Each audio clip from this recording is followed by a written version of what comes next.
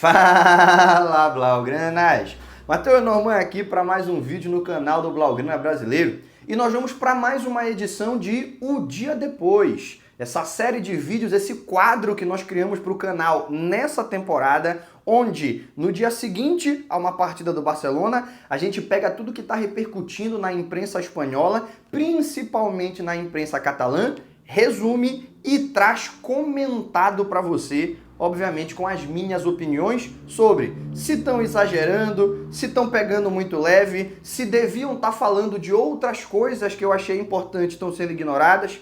Você que já assistiu a primeira edição já entende como é, mas se você é novo no canal, não se sinta deslocado. Vai ser apenas a segunda vez que a gente solta um vídeo com essa temática e ao mesmo tempo é a primeira vez que a gente faz isso com um jogo oficial. Então, tá tudo em casa, tá todo mundo descobrindo mais ou menos como funciona esse quadro.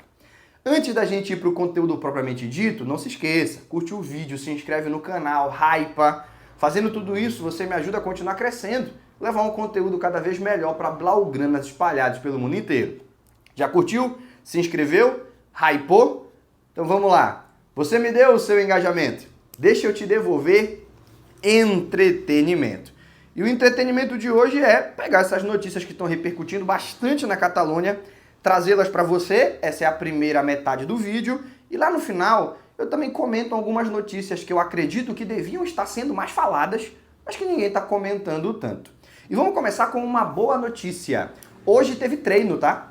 Os titulares da partida de ontem fizeram um exercício mais leve, mas teve treino, Hansi Flick conduziu treinamentos. Não é uma punição, pelo que ele falou no pós-jogo ontem, e a gente vai repercutir aqui também. Já estava planejado que esse treino acontecesse. E a boa notícia é que o Lewandowski já pôde treinar sem restrições, foi liberado pela equipe médica, não fez o treino com os reservas, que foi um treino mais exigente, porque quem não joga no sábado tem que desperdiçar, tem que utilizar essa energia no domingo. Ele fez o treino mais reduzido junto com os titulares e todas as previsões apontam que no próximo fim de semana contra o Levante, o atacante polonês já vai estar disponível. Ele deu um susto na torcida quando na pré-temporada reclamou de dores musculares na perna, depois se descobriu que havia uma lesão. Alguns projetavam que podia ser uma lesão grave, mas a gente já tinha trazido a informação que, no máximo, ele perderia a partida contra o Mallorca. Ele teve essa lesão às vésperas da partida contra o Como, ele não ia forçar numa partida sem importância, isso era evidente, e que, na pior das hipóteses, ele precisaria ser poupado na estreia da temporada, mas que para a segunda rodada ele já deveria estar de volta. Isso se confirma, ele já treina, contra o Levante será uma opção a mais para o Hansi Flick. E eu não sei se o Ferran Torres está achando isso uma boa notícia, mas eu, pelo menos, estou achando sensacional. E a direção que a imprensa catalã está dando para esse retorno do Lewandowski é de que, sem dúvida alguma, ele vai ser titular no próximo fim de semana. Isso eu ainda não cravo, eu coloco um asterisco. Eu acho que o Lewandowski, sem dúvida alguma, é o titular da equipe. Não vai ser uma boa estreia. E o Ferran fez uma boa estreia, a gente falou sobre isso no vídeo de mais cedo. Não vai ser isso que vai inverter a hierarquia dos camisas 9 do Barcelona na atual temporada. Precisaria de muito mais tempo e muito mais boas atuações para que isso acontecesse.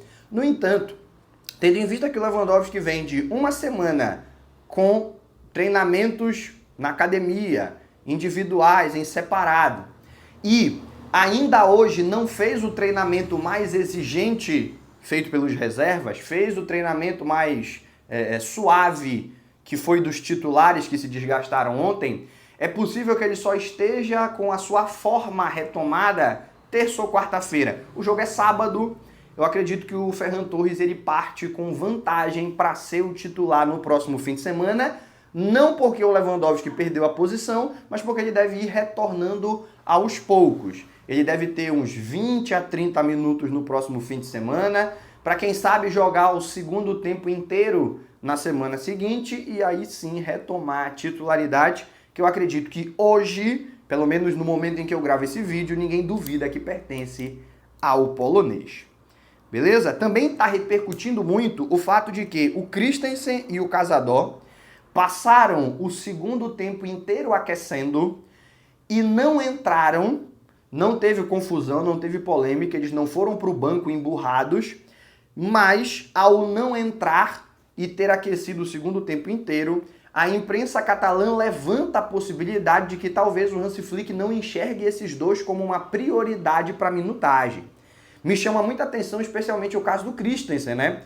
No caso do Cazador, a gente já sabia que ele ia ter dificuldade para jogar. O De Jong está num nível muito alto, o Pedri está num nível muito alto.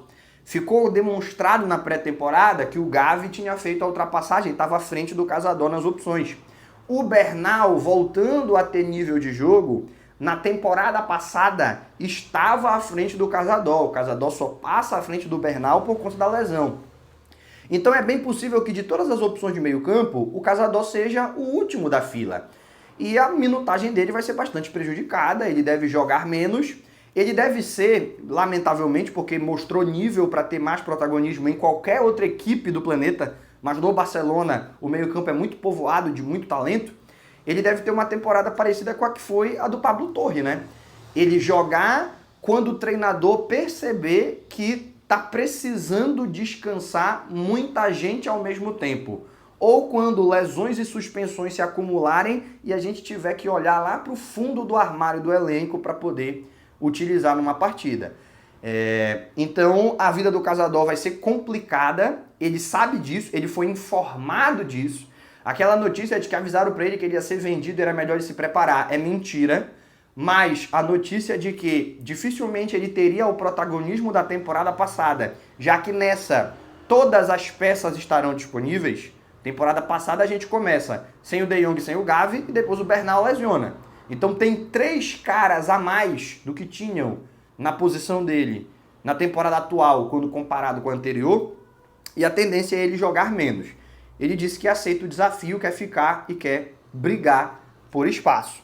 Na primeira rodada, essa briga por espaço não deu muito certo para ele ainda.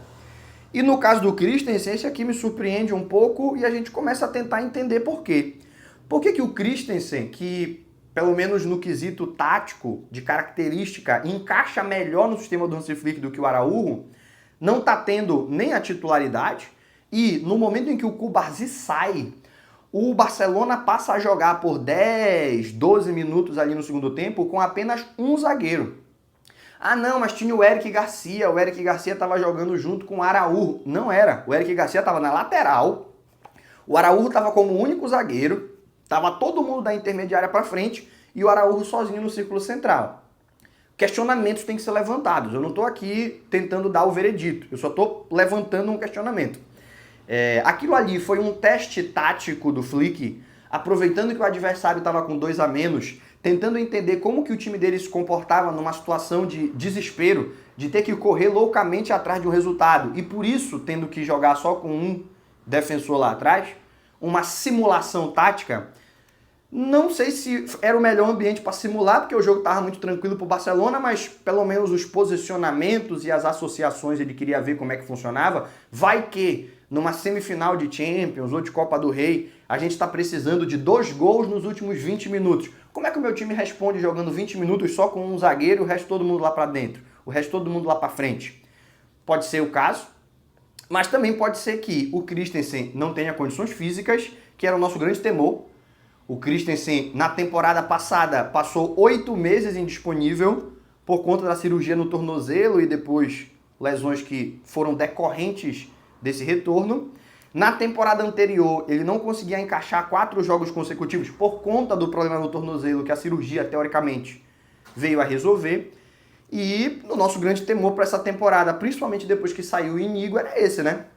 O Christensen vai ter condições físicas de ajudar? Não tem nenhuma notícia que diz que ele não estava pronto para jogar. E aqui, apesar do questionamento, eu acho que ele tinha, porque senão não teria aquecido. Se aqueceu, é porque se avaliou a situação, enxergou-se ele como uma possibilidade, depois se decidiu que não era a melhor. Se fosse questão física, ele nem estaria entre as opções. Então, tu sabe o que pode estar acontecendo? Ou o Christensen não está treinando bem, e o Hansi Flick não está gostando do desempenho dele, isso pode acontecer, né? E a gente que está aqui de fora, não assiste os treinos, não vai saber, a não ser que o treinador verbalize, o que vai contra a ética do vestiário, dificilmente o Flick vai fazer, a não ser que seja algo muito extremo. E Também a possibilidade de que, pelo fato do Christensen estar no último ano de contrato e não estar havendo nem oferta, menos ainda acordo por renovação, o salário dele é muito alto. O salário dele ali é na casa dos 13 milhões, porque ele vem de graça do Chelsea, e jogador que vem em fim de contrato costuma ter um salário mais alto do que a média. Então, é um salário muito alto, o Barcelona não está enxergando muito interesse em permanecer com ele no longo prazo, estão tentando forçar uma venda, que ele aceite ser vendido. E aí, com o fair play aberto, vai se buscar outro zagueiro, quem sabe até mais de um. Né? Porque uma venda, o valor da venda já abre o fair play para trazer um, o salário que ele abre é o fair play para trazer outro. Né? Seria mais ou menos essa a ideia. Então, talvez nessa reta final, nesses últimos 10, 15 dias de janela, pode ser que a galera esteja querendo forçar a saída do Christensen. Tudo isso são possibilidades levantadas pela imprensa que eu estou repercutindo aqui. E, no final das contas, o que eu acredito é que não tem nada disso. Simplesmente o Hansi Flick não achou que era a melhor situação a utilização do dinamarquês naquele jogo. E quem sabe para as próximas partidas ele pode ser útil. Mas está repercutindo muito o fato de que Christensen e Cazador aqueceram, mas não entraram. Também está repercutindo muito o João Garcia, por dois motivos. Primeiro, pela pesada que ele pegou na cara, que teve de artigo de médicos falando que ele poderia ter tido uma lesão cervical, uma concussão, falando sobre os efeitos de longo prazo, que ele deu sorte de não sofrer, porque foi um golpe violento, uma pesada na cara de qualquer pessoa, vai doer, vai machucar. Do Muriqui, que é um armário desgraçado, poderia ter se machucado muito feio o João Garcia, e todo mundo comentando um pouco sobre isso. Imagens do calombo que ficou na cara dele também circulando por Barcelona. Mas o que eu acho que é mais interessante que está se falando dele é que havia uma desconfiança quando ele foi contratado, porque o espanhol não tinha essa proposta tática de que ele talvez não conseguisse funcionar fazendo aquela limpeza das bolas longas atrás de uma linha alta. O espanhol não jogava com linha alta e ele conseguiu. E também o espanhol não jogava com o goleiro funcionando como uma das válvulas de saída de bola. E imaginava-se que ele teria dificuldade, e ele não teve. Acertou 100% dos passes que tentou, inclusive lançamento com as mãos. Ele tem muita força no braço, ele consegue jogar a bola com as mãos lá no campo ofensivo. Numa dessa, o Rafinha ia puxando um contra-ataque e acabou terminando no cartão amarelo pro lateral direito dos caras. Então está repercutindo muito o quanto o João Garcia desconfiavam, teria dificuldade para se adaptar e parece que joga no Barcelona há muito tempo. Totalmente incluído, totalmente compreendendo o sistema do Hansi Flick e o que ele precisa fazer para performar bem dentro desse sistema. Eu não estou surpreso. Eu já falava aqui há muito tempo que a gente tinha contratado o goleiro dos próximos 15 anos. De 10 a 15 anos, nós vamos ter o melhor goleiro do mundo, ou pelo menos um dos melhores, temporada após temporada, que esse maluco é brabo, que o próximo ciclo, o atual não, porque o Unai Simón é até capitão da seleção espanhola, mas o próximo ciclo de Copa do Mundo, o João Garcia vai ser o goleiro da seleção, goleiro do Barcelona, e vai ser reconhecido como um dos melhores do mundo, constantemente ganhando o prêmio de melhor goleiro da temporada. Eu tenho muita esperança de que nós compramos o goleiro que vai marcar uma geração. Então eu estou pouquíssimo surpreso com o desempenho dele e a gente precisa de mais tempo para saber se a minha teoria está confirmada ou não. Isso é óbvio. Mas que a primeira partida tá mais para confirmar do que para negar, isso todo mundo já está sabendo e a mídia catalã está repercutindo. Outra notícia que está repercutindo muito são as estatísticas, na verdade, né, do Yamal. O Yamal que nessa primeira partida fez gol, deu assistência e foi o líder de dribles da partida. Isso daí não é surpresa para ninguém, não tem motivo para ser notícia. Todo mundo sabe que o Yamal vai ser o líder de drible de uma partida. Mas o que chamou a atenção foi que ele foi o líder de bolas recuperadas. Entre roubadas de bola e interceptações, quase todas elas no campo de ataque, o Lamine Yamal conseguiu 7 vezes retomar a posse de bola para o Barcelona, naquele perde-pressiona do Hansi Flick, que a gente já viu temporada passada, mas que parece estar funcionando melhor nessa rodada de estreia. O tempo vai dizer se é ou não é. mas a sensação que dá é que a gente tem um Yamal ainda mais completo, mais forte, mais rápido, mais consciente dos espaços. Ele segurou a bola em alguns lances além do que deveria, mas é natural para um atacante, principalmente ponta driblador, às vezes tentar o drible quando é para tocar. Não significa que a gente tem que aplaudir quando ele tomar a decisão errada, mas é compreender que isso faz parte. Se ele tivesse 28 anos, faria parte, com 18 mais ainda. E extremamente impactante no resultado. 1-0 assistência dele, 3-0 gol dele. Expulsão do Morlanes é uma jogada que ele faz puxando para dentro para buscar o terceiro gol. Ali já estava 2-0. Então, meu amigo. E o segundo gol, né? É um chute dele e o Railho rebate. E ali o Ferran briga pela sobra e faz o segundo gol. Então, ninguém foi mais participativo na rodada até aqui. Ainda não jogou o Real Madrid e ainda não jogou o Atlético de Madrid, mas ninguém foi mais participativo na rodada até aqui do que Lamine Yamal. Mereceu o prêmio de homem do jogo e merece essa repercussão das suas estatísticas defensivas, porque ofensivamente a gente sempre soube que ele é um monstro. Líder de recuperações de bola em um jogo, sendo que o Pedri foi titular 90 minutos, surpreende. O Pedri recuperou a bola 6 vezes, o Yamal 7. Tomara que seja essa versão mais completa que a mídia catalã está perguntando. Será que é um novo Yamal que a gente está vendo? Um Yamal melhorado? E era a minha aposta, né? Eu sempre disse que o maior reforço do Barcelona não seria nenhuma contratação, seria a evolução do Yamal. Se o Yamal com 18 anos fosse melhor do que foi com 17, e aparentemente ele caminha para isso, a gente teria, sem precisar gastar nenhum centavo, quer dizer, teve que renovar contrato com ele, mas enfim, sem precisar contratar ninguém, a gente teria o maior reforço que qualquer grande clube conseguiu nessa intertemporada. Beleza? E o que não está repercutindo, mas eu acho que deveria, é a titularidade do Eric Garcia. Ninguém está falando muito, eu acho que deveríamos, porque a gente está falando de um Eric Garcia que na pré-temporada já vinha desde o fim da temporada passada mostrando serviço, mas na pré-temporada ganha espaço do Koundé, que até a semifinal da Champions, quando ele se lesiona e o Hakimi faz gol na semi e na final, a gente enxergava uma briga muito igual de quem era o melhor lateral direito do mundo naquele contexto. E poderia ter sido o Koundé, se o Barcelona vai para a final e ganha. Era o Koundé o melhor lateral, a gente sabe como funcionam essas premiações. No contexto que se concretizou, provavelmente será o Hakimi, mas jogou pra caramba, jogou demais. O Koundé vem de uma temporada que foi provavelmente a melhor da sua vida. E na pré-temporada, a gente já vinha percebendo e comentando, você que me acompanha sabe, o Eric Garcia tá ganhando espaço. Se o Koundé não se espertar, ele perde a vaga. Se o Koundé não se espertar, o Eric Garcia vai comer o almoço dele. E o tempo foi passando e isso aconteceu na estreia. E eu não esperava que na estreia o Eric já tivesse oportunidade como titular. Não foi questão física, não foi atraso, foi simplesmente o Hansi Flick chegando à conclusão que o Eric é o melhor. Pelo menos na estreia, era o que estava melhor preparado para ajudar o Barça. Pode ser uma questão de característica, que a gente já discutiu. No espaço curto, o Eric trabalha melhor, porque ele trabalha por dentro, trabalha com passes. E o Koundé precisa de um pouco mais de espaço para se projetar, para receber nas costas da defesa e buscar assistência.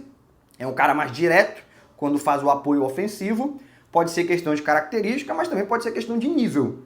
O Flick está olhando os dois treinando e pensando, cara, eu estou preferindo o Eric do que o Koundé. Não é absurdo. Os dois são jogadores de alto nível e a gente, como qualquer torcida de time grande, não teve paciência para esperar o Eric se desenvolver. E quando ele chega no Barça com 21 anos de idade, a gente já apontou o dedo na cara dele e disse que era um fracasso. O tempo passa, ele é emprestado, ele volta, um Barcelona mais organizado, ele mais experiente, é titular da seleção espanhola campeã das Olimpíadas e se consolida, e hoje eu acho que ninguém questiona o que o Eric pode contribuir para o Barça. Tanto não questiona que ele está titular e não está repercutindo. Mas eu acho que deveria, não porque ele não tem nível, mas porque o Koundé está perdendo espaço. Isso tem que ser mais falado. Eu não vi nenhuma notícia nessa direção.